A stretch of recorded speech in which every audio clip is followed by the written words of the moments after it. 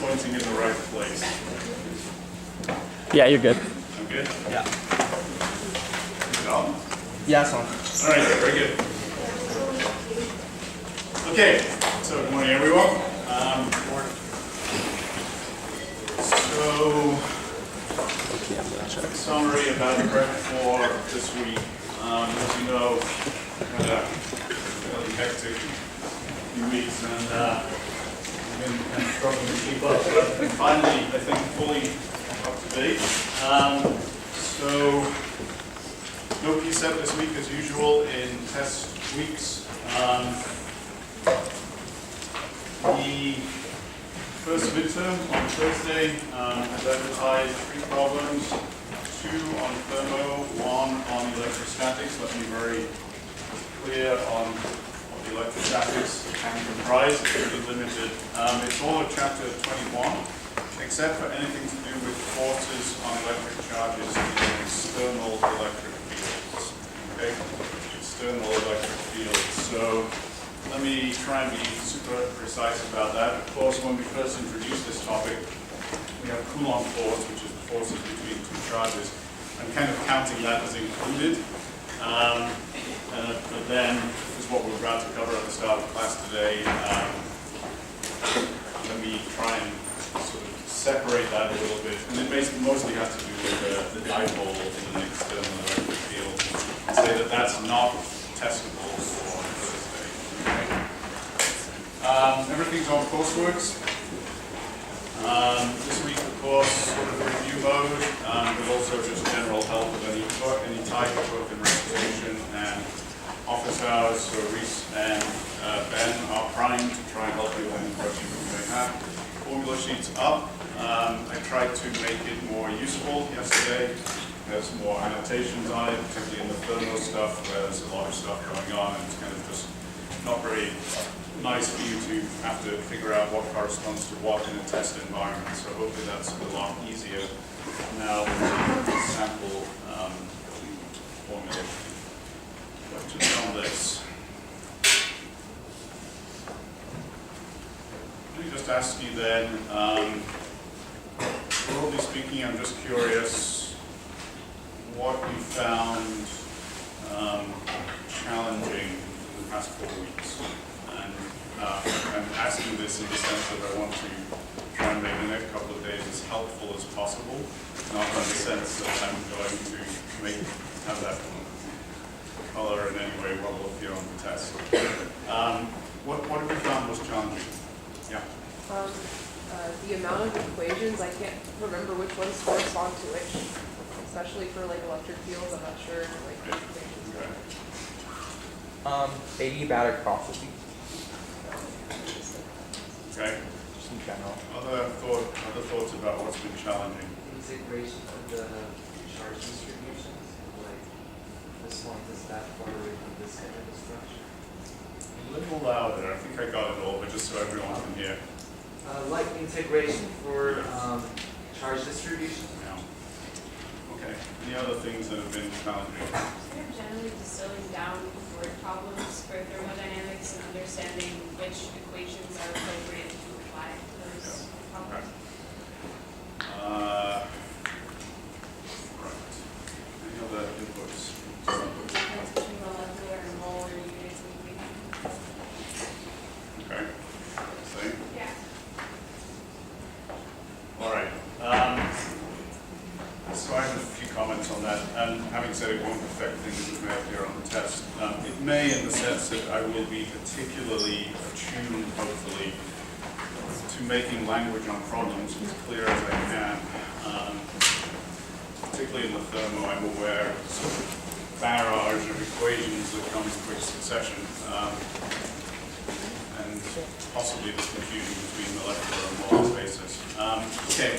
So let me just see if I can make some comments on all of those things.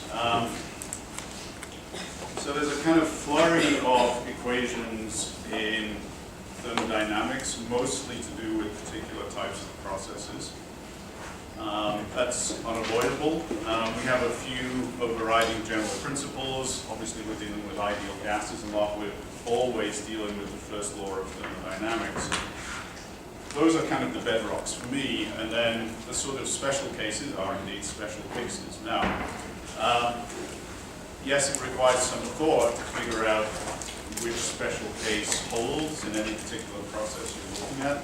By and large, that will be reasonably decipherable from converting to a problem. And as I said, updating the formula sheet yesterday, I've tried to put some effort in there to more clearly distinguishing which sort of equations are special case equations. I have advised quite a few of you, and I said this in class a week ago, I forget. First law problems are so common, it's energy conservation after all, that I like the idea of a kind of organizing tabulation of these particularly multi-step processes, which you've seen quite a bit of last week. So it's kind of, just to say what I mean by that, it's kind of, so it's delta U equals Q minus W, and then it's kind of for each step here, it's kind of filling in the table here. Some of these you won't know, of course, but then by kind of doing bookkeeping either vertically or horizontally on tables like that, that's often a really good organizing principle for thermo problems. Sort of related, and then it came back to a second comment about the integrations of either Coulomb force or electric field problems for continuous charge distributions. It's technically a little bit irritating because there's some annoying setups and integrals you have to do. I acknowledge that. There are, and I read through carefully over the weekend this section in the textbook. It's okay, actually. It's not as good as it could be. My notes here are, not to say they're better organized, they're definitely not better organized, but they at least go through, there's one page in my notes, and take a look back to last week on coursework. There's one page in my notes that tries to summarize the strategies for 4 or 5 of those special geometry cases that we talked about.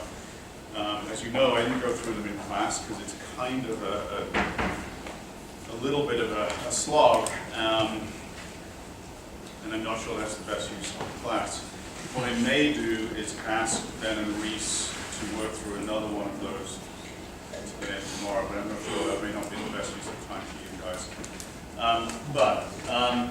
To try and summarize on that, take a look at a page in my notes. If I can find a better summary from some other textbook, I will post it as well.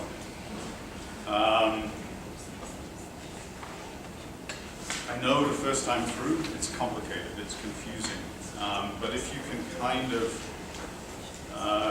look back at either my summary page or a better one that I find somewhere and post, you'll see there really are just 2 or 3 different sort of standard approaches that are needed there. And of course they have defined results, I think most of which are on the formula sheet, not just for a line of charge, because that's very specific to a particular geometry, but that one's also easier to solve without having to worry about particular setups, relying on symmetries, and particular setups involving change of variables to get your integration in form of a single variable. So, some rambling comments, but I will, on the E-field stuff, if I can find something that summarizes more crisply, I will post it. In my taste, that approach for the thermodynamics is your best bet.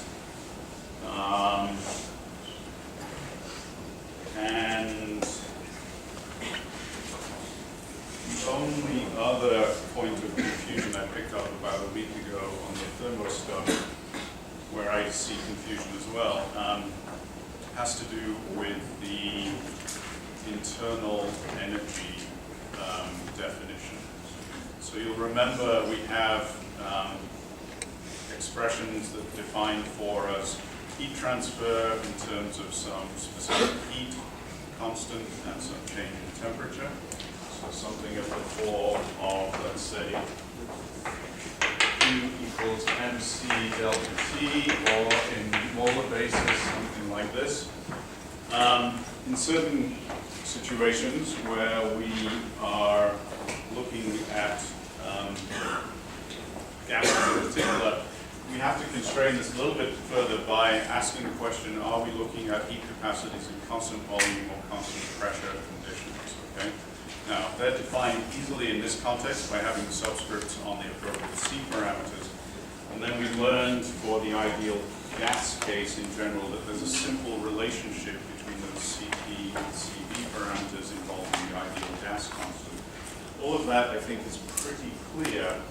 But then there's the final ingredient into this, which kind of comes a little bit out of left field, perhaps, which is that the internal energy is solely dependent on the temperature of some gas.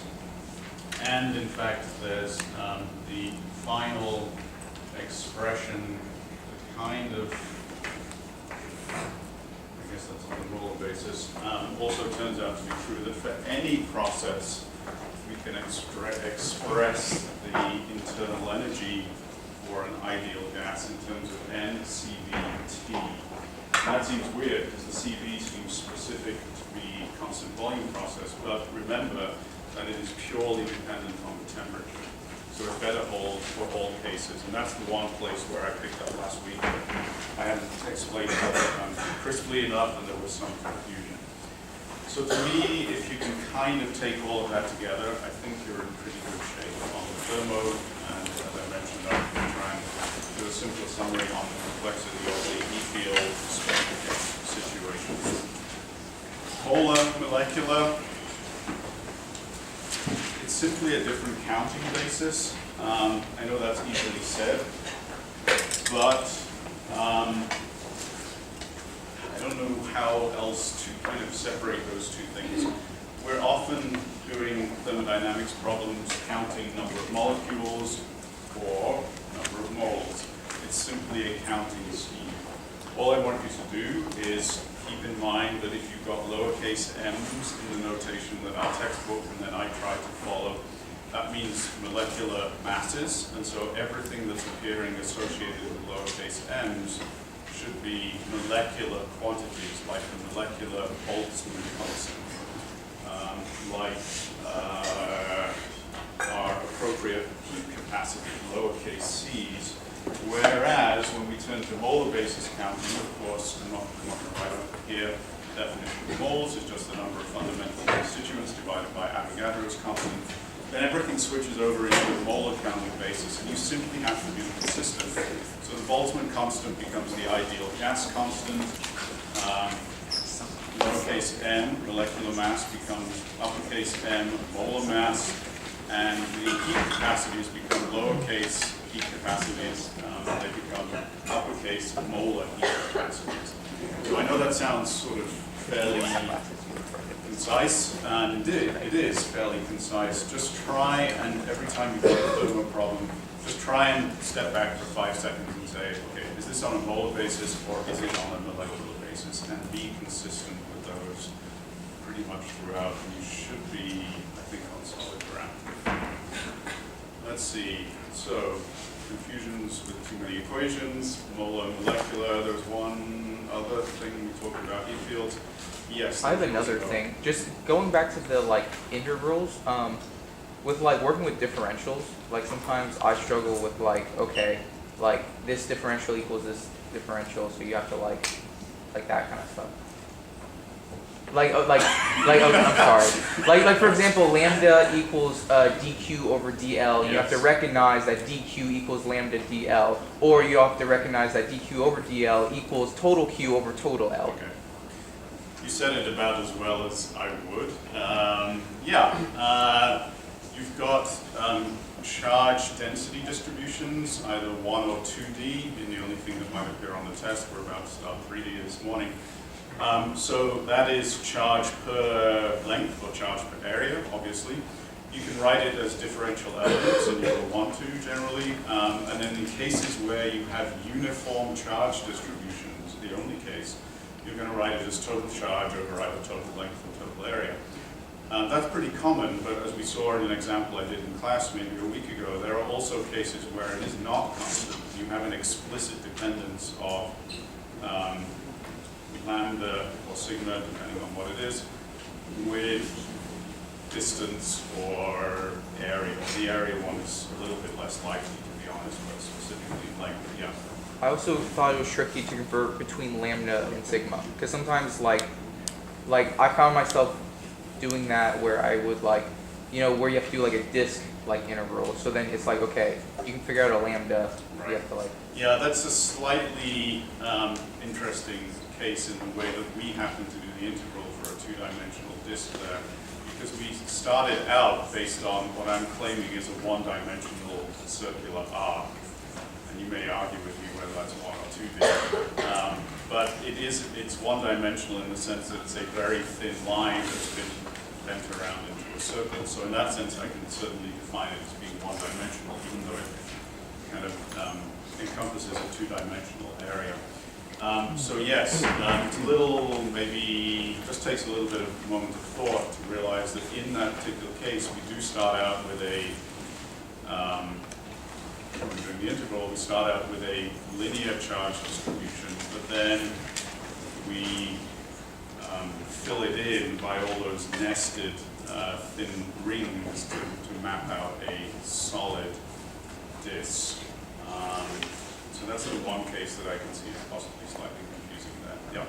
Are we gonna have to interpret like the actual molecule itself, whether it's like diatomic or monatomic, and like determine what?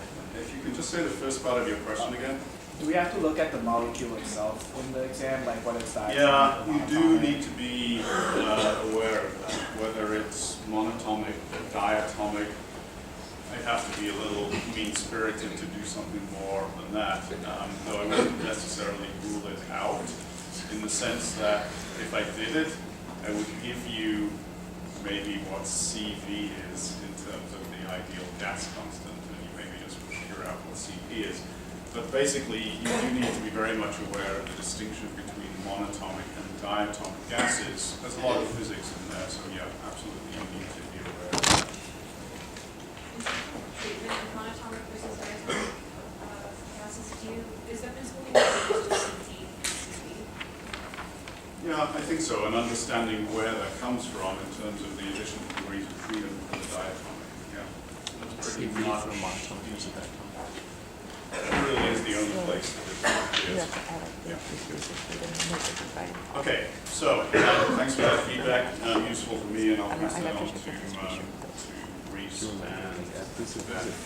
Okay, so let me jump into what I'm hoping to cover today. Quick wrap up on forces on charges in external E-fields. E-fields that come from some divine being that we're not going to worry about. They are just there. And we're going to ask the question, what happens to charges embedded in those external E-fields? Just a single point charge, that's straightforward. More interestingly, the dipole is a little bit of an aside, and then we're going to turn our attention for the rest of the morning to building up a new tool to allow us to say something about three-dimensional charge distributions and the associated electric fields that they produce. Because in real life, life is three-dimensional more often than not, and so there's a kind of category of problems that's obviously important. So we end up turning our attention to a complementary method. Direct integration, though of course possible, becomes mathematically more challenging. And so we uncover, rather sort of simply, the idea of using a divergence theorem approach, which in this context is called Gauss's law. So I'm going to talk about Gauss's law as much as we can today. Conceptually introduce it, define something called electric flux, flush out Gauss's law, and then start applying it to particular cases. So that's the roadmap. So let me just come back and close out on forces on electric charges in external E-fields. So a week ago, maybe we defined the electric field by taking out the contribution of a second charge from the Coulomb-Force equation. We kind of start calling this a test charge, and then simply divide the Coulomb-Force expression by that test charge, which kind of removes its effect, so to speak, and that defines for us the electric field. Okay? So Hopefully you're pretty comfortable with that by now. So what we're going to do in terms of figuring out forces on charges in external E fields is flip this around and make it now this. Okay, so we've taken our definition, turned it around, and now we've got force on an embedded charge in an external E field. So it couldn't be more simple, really. Vector relationship, of course, and if this is a positive charge, we immediately see that the force is in the same direction as the electric field. If it's a negative charge, it's in the opposite direction. That's all you need to know about this. Now, there are possibly problems where as soon as you know the force, you might start folding it back into what you learned in the first semester about Newtonian mechanics, F equals ma, and all of that. But other than that, there's really nothing to this, okay? So there are, in my notes, and probably at the end of this chapter in Sears, a few practical illustrations of interesting technologies that are based on this. They're all over the place, of course, it's so ubiquitous. So interesting FYI reading, but not anything I'm going to ask you about. So this is all we need as a starting point. So single charges in external E fields, this is the force, maybe we're going to apply Newton's laws, let's move on. So what we're going to move on to is the special case of a dipole in a uniform external electric field, okay? So quickly, let me sketch this. And since you've had to read ahead a little bit, my not great synchronization of P-sets up until now. You know a little bit about this already, but let me quickly walk you through it because there's, again, interesting sort of practical places where setups like this are going to arise. So there's my uniform electric field. Where might that come from? Just as an aside, well, we've learned kind of by extrapolations from our uniform charged circular disk, that if we make the radius of that disk infinite, of course that gives us an infinite plane. What we learned last week is the electric field associated with an infinite plane is constant in value everywhere off the plane, and it's perpendicular to the plane. So just as a kind of footnote here, one way to imagine that we could have produced this would be to have an infinite plane of positive charge over here. In principle, we don't even need an infinite plane of negative charge over here, but maybe we would have it something like this. Okay? So it could be that we got it that way, but it doesn't really matter. We're just assuming it's given to us. So we're going to embed an electric dipole in this and analyze the forces on it, and then kind of do a little bit of an aside on an aside, which is to look at energy associated with the orientation of that dipole in the E field. So let me set this up in the standard way with the dipole. So remember how we defined this last week. It is equal magnitude but opposite sign charges, plus Q minus Q. And I'm going to claim that this is a distance d between them, okay? Now, equal charges, there's no direct sort of discussion of masses or anything, but let's assume that this thing has a center of mass and its geometrical center, like this. So that's the setup, not surprisingly. I'm going to define one angle, which is the orientation of this dipole with respect to that external electric field. So now I'm going to do one thing that I kind of briefly mentioned last week. I'm just going to remind you again, which is that we can also define what's called an electric dipole moment, P, which in terms of magnitude is simply defined as a product of the charge and the separation between the charges, so Q and D. What I didn't really talk about last week, but now becomes important, is we're actually not just going to define a magnitude associated with this, but also a direction. And we're going to define the direction of this electric dipole as pointing from the negative to the positive charge. So here in blue is now my electric dipole vector pointing from the negative to the positive charge. Okay? So in this sense now, theta becomes the angle between the electric dipole vector, this blue thing, and the external electric field vector, this red thing. Okay? And at this point, we've got all our kind of definitions in place. All right, so tell me about the forces acting on this electric dipole. What does it behave like? Let's say start off in this orientation. Okay, you want to express that in words? Sure. So you have a positive and a negative charge. So like one's going to act with the field and the other will act against the field. Okay, good. So we're now just taking this thing that's over here. This is a positive charge. The force on it is to the right in the direction of the E field. This is a negative charge. The force is in the direction opposite to the electric field, namely to the left. They are equal magnitude charges in a uniform electric field. What can you tell me about the magnitude of those two forces? And the same, equal and opposite. Okay, back to first semester, Newton's laws. What's the net effect of this force pair on that electric dipole? Noah? Is it gonna like spin? Okay, let's explore this. Is it good? I don't know. I mean, it's kind of a question. Not too many high fives just yet. Is it going to spin or is it going to do something else? So tell me first off, in this orientation, what's the tendency of those two forces? Center of mass, force this direction here, force this direction here. What's it going to do? It wants to align with the electric field. I like that language for the most part. Sure, it's going to tend to pull this way. It's going to tend to pull this way. This is the center of mass. Well, first off, is there a net force acting on this electric dipole? No, right? Equal and opposite forces. There's no net force, so it's not going to translate. It's not going to move as a whole entity. But of course, there are forces here which, compared to the center of mass, tend to want to rotate this thing. All right, so fine. This thing's kind of acting this way. This thing's acting this way. Certainly, if I think about forces or torques around the center of mass, it's going to tend to turn this thing. All right, let's think about what happens. So it turns this thing this way, this thing goes down, this thing goes up. Those torque effects remain there until I am in the orientation where my electric dipole is parallel to the external E field. What happens at that point?